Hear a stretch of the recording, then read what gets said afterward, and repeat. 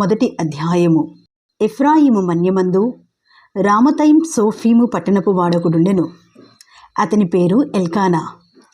అతడు ఎఫ్రాయిముడైన సూపునకు పుట్టిన తోహు కుమారుడైన ఎలీహునకు జననమైన ఎరోహాము కుమారుడు. అతనికి 2 భార్యలుండిరి. వీరిలో ఒక దాని పేరు హన్నా, రెండవ దాని పేరు పెనిన్నా. పెనిన్నాకు పిల్లలు కలిగిరి గాని హన్నాకు పిల్లలు లేకపోయిరి. ఇతడు సిలోహునందున్న సైన్యములకు అధిపతియగు యెహోవాకు మ్రొక్కుకొనుటకును బలి అర్పించుటకును ఏటేటా తన పట్టణమును విడిచి అచ్చటికి పోవుచుండెను. ఆ కాలమున ఏలి యొక్క 2 కుమారులగు హొఫ్నీ, ఫీనెహాసులు యెహోవాకు యాజకులుగా నుండిరి. ఎల్కానా తాను బల్యర్పణ చేసిన నాడు తన భార్యయగు పెనిన్నాకును దాని కుమారులకును కుమార్తెలకును పాళ్ళు ఇచ్చుచూ వచ్చెను గాని హన్నా తనకు ప్రియముగానున్నందున ఆమెకు 2 పాళ్ళు ఇచ్చుచూ వచ్చెను. యెహోవా ఆమెకు సంతు లేకుండా చేసెను. యెహోవా ఆమెకు సంతు లేకుండా చేసియున్న హేతువును బట్టి ఆమె వైరియగు పెనిన్నా ఆమెను విసిగించుటకై ఆమెకు కోపము పుట్టించుచూ వచ్చెను. ఎల్కానా ఆమెకు ఏటేటా ఆ రీతిగా చేయుచూ నుండగా హన్నా యెహోవా మందిరమునకు పోవునప్పుడెల్లా అది ఆమెకు కోపము పుట్టించెను గనుక ఆమె భోజనము చేయక ఏడ్చుచూ వచ్చెను. ఆమె పెనిమిటి అయిన ఎల్కానా, హన్నా, నీవెందుకు ఏడ్చుచున్నావు? నీవు భోజనము మానుట ఎలా? నీకు మనోవిచారం ఎందుకు కలిగినది? 10 మంది కుమారుల కంటే నేను నీకు విశేషమైన వాడను కానా అని ఆమెతో చెప్పుచూ వచ్చెను. వారు సిలోహులో అన్నపానములు పుచ్చుకునిన తరువాత హన్నా లేచి యాజకుడైన ఏలీ మందిర స్తంభము దగ్గరనున్న ఆసనము మీద కూర్చుని ఉండగా బహుదుఃఖాక్రాంతురాలై వచ్చి యెహోవా సన్నిధిని ప్రార్థన చేయుచు బహుగా ఏడ్చుచు, సైన్యములకు అధిపతివగు యెహోవా, నీ సేవకురాలనైన నాకు కలిగియున్న శ్రమను చూచి నీ సేవకురాలనైన నన్ను మరవక జ్ఞాపకము చేసుకుని నీ సేవకురాలనైన నాకు మగపిల్లలను దయచేసిన ఎడల వాని తల మీదికి క్షౌరపు కత్తి ఎన్నటికీ రానియక వాడు బ్రతుకు దినములన్నిటను నేను వానిని యెహోవానగు నీకు అర్పింతునని మ్రొక్కుబడి చేసుకునెను. ఆమె యెహోవా సన్నిధిని ప్రార్థన చేయుచుండగా ఏలీ ఆమె నోరు కనిపెట్టుచుండెను. ఏలయనగా హన్నా తన మనస్సులోనే చెప్పుకొనుచుండెను. ఆమె పెదవులు మాత్రము కదులుచుండి ఆమె స్వరము వినబడక ఉండెను గనుక ఏలీ ఆమె మత్తురాలయున్నదనుకొని, ఎంతవరకు నీవు మత్తురాలవయిందువు? నీవు ద్రాక్షరసమును నీ యొద్ద నుండి తీసివేయమని చెప్పగా హన్నా, అది కాదు నా ఏలినవాడా, నేను మనోదుఃఖము గలదాననై ఉన్నాను. నేను ద్రాక్షరసమునైనను మద్యమునైనను పానము చేయలేదు గాని నా ఆత్మను యెహోవా సన్నిధిని కుమ్మరించుకొనుచున్నాను. నీ సేవకురాలనైన నన్ను పనికిమాలిన దానిగా ఎంచవద్దు. అత్యంతమైన కోప కారణమును బట్టి బహుగా నిట్టూర్పులు విడుచుచు నాలో నేను దీని చెప్పుకొనుచున్నానంటినెను. అంతట ఏలీ, నీవు క్షేమముగా వెళ్ళుము. ఇశ్రాయేలు దేవునితో నీవు చేసుకునిన మనవిని ఆయన దయచేయునుగాకని అని ఆమెతో చెప్పగా ఆమె అతనితో, నీ సేవకురాలనైన నేను నీ దృష్టికి కృపనొందుదునుగాక అనెను. తరువాత ఆ స్త్రీ తన దారిని వెళ్ళిపోయి భోజనము చేయుచు నాట నుండి దుఃఖాముఖిగా నుండుట మానెను. తరువాత వారు ఉదయమందు వేగిరమై లేచి యెహోవాకు మ్రొక్కి తిరిగి రామాలోని తమ ఇంటికి వచ్చిరి. అంతటా ఎల్కానా తన భార్యయగు హన్నాను కూడెను. యెహోవా ఆమెను జ్ఞాపకము చేసుకునెను గనుక హన్నా గర్భము ధరించి దినములు నిండినప్పుడు ఒక కుమారుని కని, నేను యెహోవాకు మ్రొక్కుకొని వీనిని అడిగితిననుకొని వానికి సమూయేలును పేరు పెట్టెను. ఎల్కానాయును అతని ఇంటి వారందరూ యెహోవాకు ఏటేటా అర్పించు బలిని అర్పించుటకును మ్రొక్కుబడిని చెల్లించుటకును పోయిరి. అయితే హన్నా, బిడ్డ పాలు విడిచి వరకు నేను రాను. వాడు యెహోవా సన్నిధిని అగుపడి తిరిగి రాక అక్కడనే ఇండునట్లు నేను వాని తీసుకుని వత్తునని తన పెనిమిటితో చెప్పి వెళ్ళక ఇండెను. కాబట్టి ఆమె పెనిమిటి అయిన ఎల్కానా, నీ దృష్టికి ఏది మంచిదో అది చెయ్యుము. నీవు వానికి పాలు మాన్పించు వరకు నిలిచిండుము.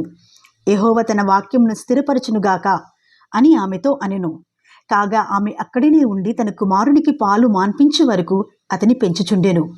పాలు మాన్పించిన తరువాత అతడు ఇంకా చిన్నవాడయుండగా ఆమె ఆ బాలుని ఎత్తుకొని 3 కోడెలను, తూమెడు పిండిని, ద్రాక్షారసపు తిత్తిని తీసుకొని షిలోహులోని మందిరమునకు వచ్చెను. వారు ఒక కోడెను వధించి పిల్లవానిని ఏలీ యొద్దకు తీసుకుని వచ్చినప్పుడు ఆమె అతనితో ఇట్లనెను, నా ఏలినవాడా, నా ఏలినవాని ప్రాణము తోడు, నీ యొద్ద నిలిచి యెహోవాను ప్రార్థన చేసిన స్త్రీని నేనే. ఈ బిడ్డను దయచేయమని యెహోవాతో నేను చేసిన మనవిని ఆయన నాకు అనుగ్రహించెను. కాబట్టి నేను ఆ బిడ్డను యెహోవాకు ప్రతిష్ఠించుచున్నాను.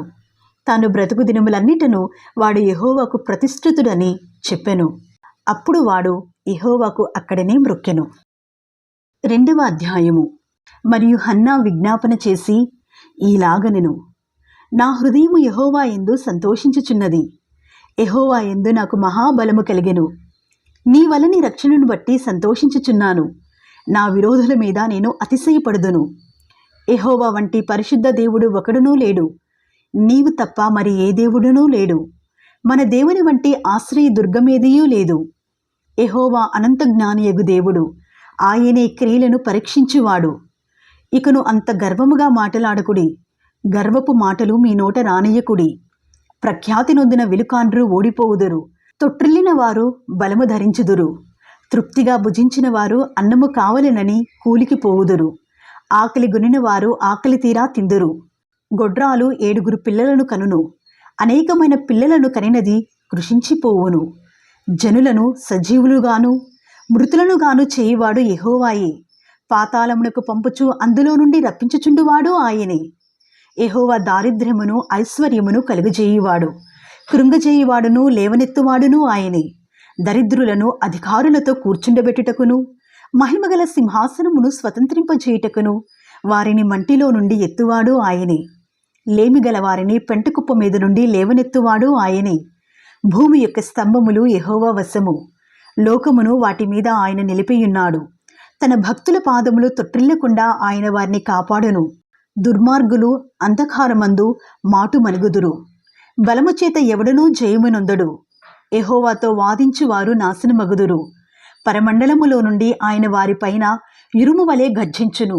లోకపు సరిహద్దులలో నుండి వారికి ఆయన తీర్పు తీర్చును. తాను నియమించిన రాజునకు ఆయన బలమిచ్చును. తాను అభిషేకించిన వానికి అధిక బలము కలుగజేయును. తరువాత ఎల్కానా రామాలోని తన ఇంటికి వెళ్ళిపోయెను. అయితే ఆ బాలుడు యాజకుడైన ఏలీ ఎదుట యెహోవాకు పరిచర్య చేయుచుండెను. ఏలీ కుమారులు యెహోవాను ఎరిగిన వారై మిక్కిలి దుర్మార్గులయుండిరి. జనుల విషయమై యాజకులు చేయుచు వచ్చిన పని ఏమనగా, ఎవడైనా బలిపశువును వధించిన మీదట మాంసము ఉడుకుచుండగా యాజకుని వారు 3 ముండ్లు గల కొంకిని తీసుకొని వచ్చి బొరుసులో గాని తపేలలో గాని గూనెలో గాని కుండలో గాని అది గుచ్చినప్పుడు ఆ కొంకి చేత బయటకు వచ్చినదంతయు యాజకుడు తన కొరకు తీసుకొనును. షిలోహుకు వచ్చు ఇశ్రాయేలందరికిని వీరు ఈలాగున చేయుచూ వచ్చిరి.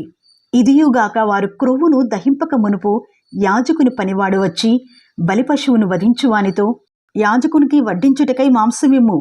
ఉడకబెట్టిన మాంసము అతడు నీ యొద్ద తీసుకొనడు. పచ్చి మాంసమే కావలెను అని చెప్పుచూ వచ్చెను. ఈ క్షణమందే వారు క్రొవ్వును దహింతురు.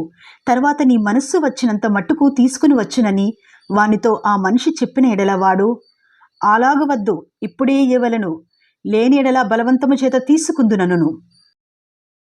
అందువలన జనులు యెహోవాకు నైవేద్యము చేయుటయందు అసహ్యపడుటకు ఆ యవనులు కారణమైరి. గనుక వారి పాపము యెహోవా సన్నిధిని బహు గొప్పదాయెను. బాలుడైన సమూయేలు నారతో వినేయబడిన ఏఫోదు ధరించుకుని యెహోవాకు పరిచర్య చేయుచుండెను. వాని తల్లి వానికి చిన్న అంగీ ఒకటి కుట్టి ఏటేటా బలి అర్పించుటకు తన పెనిమిటితో కూడా వచ్చినప్పుడు దాని తెచ్చి వానికిచ్చుచూ వచ్చెను. యెహోవా సన్నిధిని మనవి చేసుకొనగా, నీకు దొరికిన ఈ సంతానమునకు ప్రతిగా యెహోవా నీకు సంతానమునిచ్చునుగాక అని ఏలీ ఎల్కానాను అతని భార్యను దీవించిన తరువాత వారు ఇంటికి వెళ్ళిరి. యెహోవా హన్నాను దర్శింపగా ఆమె గర్భవతి అయి 3 కుమారులను 2 కుమార్తెలను కనెను. అయితే బాలుడగు సమూయేలు యెహోవా సన్నిధిని ఉండి ఎదుగుచుండెను. ఏలీ బహువృద్ధుడాయెను.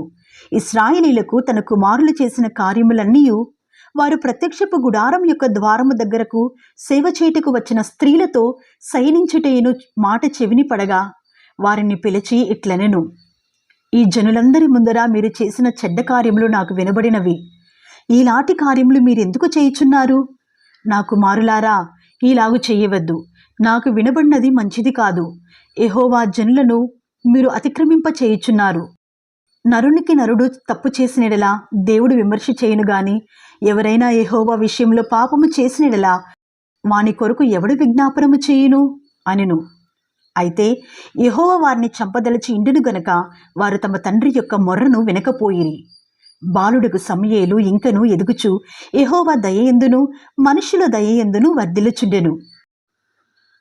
అంతటి దైవజనుడొకడు ఏలీ ఎద్దుకు వచ్చి ఇట్లనెను, యెహోవా నిన్ను గూర్చి సెలవిచ్చినదేమనగా, నీ పితరుని ఇంటివారు ఐగుప్తు దేశమందు ఫరో ఇంటిలో ఉండగా నేను వారికి ప్రత్యక్షమైతిని. అతడు నా ముందర ఏఫోదును ధరించి నా బలిపీఠము మీద అర్పణమును ధూపమును అర్పించుటకై నాకు యాజకుడుగనట్లు ఇశ్రాయేలు గోత్రములలో నుండి నేనతని ఏర్పరచుకుంటిని. ఇశ్రాయేలీలు అర్పించిన హోమ వస్తువులన్నిటినీ నీ పితరుని ఇంటి వారికిచ్చితిని. నా నివాస స్థలమునకు నేను నిర్ణయించిన బలి నైవేద్యములను మీరేలా తృణీకరించుచున్నారు? మిమ్మును క్రొవ్వబెట్టుకునుటకై నా జనులకు ఇశ్రాయేలీలు చేయు నైవేద్యములలో శ్రేష్ఠ భాగములను పట్టుకొనుచు నాకంటే నీ కుమారులను నీవు గొప్ప చేయుచున్నావు. నీ ఇంటివారును నీ పితరుని ఇంటివారును నా సన్నిధిని యాజకత్వము జరిగించుదురని యెహోవా ఆజ్ఞ ఇచ్చియున్నను. ఇప్పుడు అది నా మనస్సునకు కేవలము ప్రతికూలమాయెనని ఇశ్రాయేలీయుల దేవుడైన యెహోవా సెలవిచ్చుచున్నాడు. కావున యెహోవా వాక్కు ఏదనగా, నన్ను ఘనపరచు వారిని నేను ఘనపరచుదును, నన్ను తృణీకరించువారు తృణీకారముందుదురు. ఆలకించుము, రాగల దినములలో నీ బలమును నీ పితరుని నీ ఇంటి బలమును నేను తక్కువ చేతును. నీ ఇంట ముసలివాడు ఒకడునూ లేకపోవును. యెహోవా ఇశ్రాయేలీయులకు చేయదలచిన మేలు విషయములో నా నివాస స్థలమునకు అపాయము కలుగగా నీవు చూతువు. ఎప్పటికీ నీ ఇంట ముసలివాడు ఉండడు. నా బలిపీఠమునొద్ద నెవడు ఉండకుండా నేనందరినీ నశింపచేయక విడిచివాడను గనుక అది నీ కన్నులు క్షీణించుటకును నీవు దుఃఖము చేత క్షయమగుటకును సాధనమగును. నీ సంతానపు వారందరూ వయక్కాలమందు మరణమగుదురు. నీ ఇద్దరు కుమారులైన హొఫ్నీకిని ఫీనెహాసునకు సంభవించినని నేను చెప్పిన దానికి నీకు సూచనగా నుండును. ఒక్కనాటి ఎందే వారిద్దరూ మరణమవుదురు. తరువాత నమ్మకమైన ఒక యాజకుని నేను నియమింతును. అతడు నా యోచనను బట్టి నాకు అనుకూలముగా యాజకత్వము జరిగించును. అతనికి నేను నమ్మకమైన సంతానము పుట్టింతును. అతడు నా అభిషక్తిని సన్నిధిని ఎప్పటికీ యాజకత్వము జరిగించును. అయితే నీ ఇంటి వారిలో శేషించిన వారు ఒక వెండి రూకనైనను రొట్టె ముక్కనైనను సంపాదించుకొనవలెనని అతని ఎద్దుకు వచ్చి దండము పెట్టి, నేను రొట్టె ముక్క తినునట్లుగా దయచేసి యాజకుల ఉద్యోగములలో ఒక దాని యందు నన్ను ఉంచుమని అతని వేడుకొందురు. 3వ అధ్యాయము. బాలుడైన సమూయేలు ఏలీ ఎదుట యెహోవాకు పరిచర్య చేయుచుండెను. ఆ దినములలో యెహోవా వాక్కు ప్రత్యక్షమగుట అరుదు. ప్రత్యక్షము తరచుగా తటస్థించుటలేదు. ఆ కాలమందు ఏలీ కన్నులు మందదృష్టి గలవైనందున అతడు చూడలేక తన స్థలమందు పండుకొని ఉండగాను, దీపము ఆరిపోక మునుపు సమూయేలు దేవుని మందసమున్న యెహోవా మందిరములో పండుకొని ఉండగాను యెహోవా సమూయేలును పిలిచెను. అతడు, చిత్తమండి నేనున్నాను అని చెప్పి ఏలీ దగ్గరకు పోయి, నీవు నన్ను పిలిచితివి గదా, నేను వచ్చినాను అనెను. అతడు, నేను పిలువలేదు, పోయి పండుకోమని చెప్పగా అతడు పోయి పండుకొనెను. యెహోవా మరల సమూయేలును పిలువగా సమూయేలు లేచి ఏలీ ఎద్దుకు పోయి, చిత్తము, నీవు నన్ను పిలిచితివి గనుక వచ్చి తిని అనెను. అయితే అతడు, నా కుమారుడా, నేను నిన్ను పిలువలేదు, పోయి పండుకొమ్మనెను. సమూయేలు అప్పటికి యెహోవాను ఎరుగకుండెను. యెహోవా వాక్కు అతనికి ఇంకా ప్రత్యక్షము కాలేదు. యెహోవా 3వ మారు సమూయేలును పిలవగా అతడు లేచి ఏలీ దగ్గరకు పోయి, చిత్తము, నన్ను పిలిచితివే, ఇదిగో వచ్చి తిని అనగా, ఏలీ, యెహోవా ఆ బాలుని పిలిచినని గ్రహించి, నీవు పోయి పండుకొమ్ము, ఎవరైనా నిన్ను పిలిచిన ఎడల యెహోవా నీ దాసుడు ఆలకించుచున్నాడు, ఆజ్ఞనిమ్మని చెప్పుమని సమూయేలుతో అనగా సమూయేలు పోయి తన స్థలమందు పండుకొనెను. తరువాత యెహోవా ప్రత్యక్షమై నిలచి ఆ రీతిగా, సమూయేలు, సమూయేలు అని పిలువగా సమూయేలు, నీ దాసుడు ఆలకించుచున్నాడు, ఆజ్ఞ ఇమ్మనెను. అంతటా యెహోవా సమూయేలుతో ఇలాగు సెలవిచ్చెను, ఇశ్రాయేలీలో నేనొక కార్యము చేయబోచున్నాను. దానిని వినివారందరి చెవులు గింగురుమనును. ఆ దినమున ఏలీ యొక్క ఇంటి వారిని గురించి నేను చెప్పినదంతయు వారి మీదికి రప్పింతును. దాని చేయ మొదలుపెట్టి దాని ముగింతును. తన కుమారులు తమ్మును తాము శాపగ్రస్తులుగా చేసుకునుచున్నారని తానెరిగియు వారిని అడ్డగించలేదు గనుక అతని ఇంటికి నిత్యమైన శిక్ష విధింతునని నేను అతనికి తెలియజేయుచున్నాను. కాబట్టి ఏలి ఇంటి వారి దోషమునకు బలిచేతనైనను నైవేద్యము చేతనైనను ఎన్నటికిని ప్రాయశ్చిత్తము చేయబడదని నేను ప్రమాణపూర్వకముగా ఆజ్ఞాపించితిని. తరువాత సమూయేలు ఉదయమగు వరకు పండుకొని లేచి యెహోవా మందిరపు తలుపులను తీసెను గాని భయపడి తనకు కలిగిన దర్శన సంగతి ఏలీతో చెప్పకపోయెను. అయితే ఏలీ, సమూయేలు, నా కుమారుడా అని సమూయేలును పిలవగా అతడు, చిత్తము, నేనిక్కడ ఉన్నాను అనెను. ఏలీ, నీతో యెహోవా ఏమి సెలవిచ్చెనో మరుగు చేయగా దయచేసి నాతో చెప్పుము. ఆయన నీతో సెలవిచ్చిన సంగతులలో ఏదైనా నీవు మరుగు చేసినడలా అంతకంటే అధికమైన కీడు ఆయన నీకు కలుగజేయునుగాక అని చెప్పగా సమూయేలు దేనిని మరుగు చేయక సంగతి అంతయు అతనికి తెలియజెప్పెను. ఏలి విని, సెలవిచ్చిన వాడు యెహోవా, తన దృష్టికి అనుకూలమైన దానిని ఆయన చేయునుగాక అనెను.